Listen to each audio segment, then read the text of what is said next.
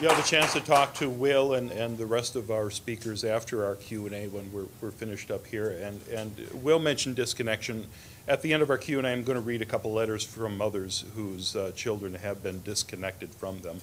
That's one of the big control issues in Scientology. One of the reasons, one of the ways they manage to keep you in is to threaten taking away all of your relationships with your loved ones, your parents, your children. And our next speaker actually has faced that, and she also got in at a very young age. Maureen Bolstad is going to speak.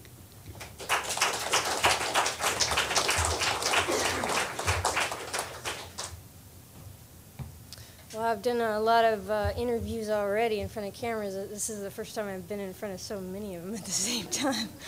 I'd like to first say that I currently have a situation where I've been disconnected from my own twin sister, and it's a very heart-wrenching and hurtful thing to me, and the whole reason why she's not allowed to talk to me or believes that she can't talk to me is because I left the Sea Organization, and that's one of the things that keeps people in once they join, is if they have friends or family that are in, and their threat is always there that you're not going to be able to talk to your family or your friends anymore if you just walk out.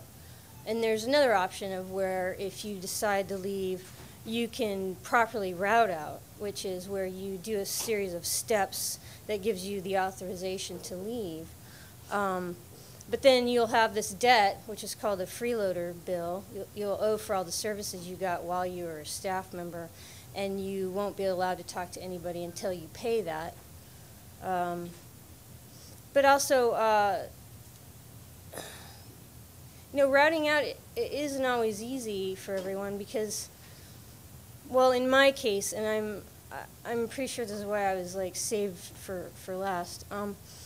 I asked to route out from this organization in February of 1997, or yeah, 1997, and I was not allowed to. I basically was on the rehabilitation project force, and I was told that I was not allowed to route out, and I was not allowed to leave. I was stuck there, and I had somebody watching me always, 24 hours a day. I had to have a buddy with me. I had someone shining a flashlight in my face at night while I was sleeping every 2 hours to make sure I was still in bed. On the few occasions that I did manage to run away, I was tackled and brought back physically. I mean, one of the men that tackled me was a guy named Chris Geider, who was an ex-professional Australian football player. He was big, and I couldn't go up against that. But I kept trying. One of the last times on the RPF, at the end of 1997, I got into a fight with one of the other RPFers, and he broke my hand on a table and smashed me into some bookshelves, and I was pretty bruised up. And I basically said, hey, I'm fed up with this. If you guys don't let me out of here, I'm just going to stop eating and sleeping, and I'm just going to die. Because, you know, I wanted my freedom. I didn't like being treated like a prisoner when I'd done absolutely nothing wrong besides, you know, not wanting to work there anymore for nothing. So that night, I was talked into, you know, it's okay, you can get some sleep. It doesn't mean that, you know, they were saying maybe they would talk to me the next day about why I wanted to leave and treat me nicer. So I actually went to bed. I didn't keep my thread of not sleeping or eating. And that night I actually was able to run away. I heard the two people outside my door guarding it walk away from it, and I'd gone to bed dressed. And this is out in Hemet at the place that they called the Ranch or Happy Valley, which is they don't own it anymore, but they used to own it near the Saboba Indian Reservation. And I ran behind the Indians' houses so the security guards couldn't get me. But there was like a search party that went out for me.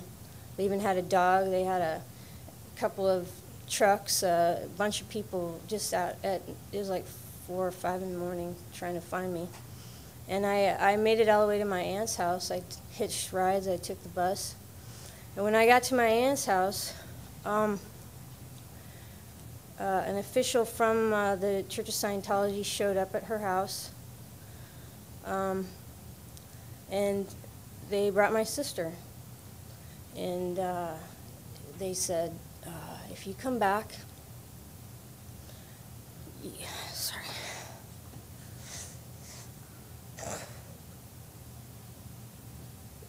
I said, if you come back, you'll get to talk to your sister, you'll get to talk to your husband, and you won't have to do the rehabilitation project for us, and we'll treat you better, and made all these promises, and I wanted it to be true. But when I went back, I got stuck there for another 3 damn years. And my